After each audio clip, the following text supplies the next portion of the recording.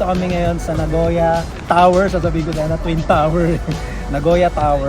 And ayun guys, ngayon lang ulit tayo nakapag-upload ng videos.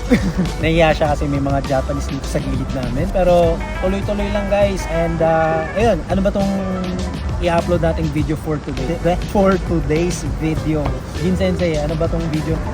Asa mo? Grabe naman mag-interview si Bea Bunda. Ano nga ba nangyari? And so, recently kasi, noong mga nakaraang buwan, nag-focus tayo sa pag-aaral. Okay? So, nag-aral tayo dahil meron akong kailangang i-take na examination. So, pero yung examination na yon related yun sa company na pinagtatrabahuan ko. Nag-work kasi ako sa broadcasting, manufacturing, hindi siya broadcasting company. Gumagawa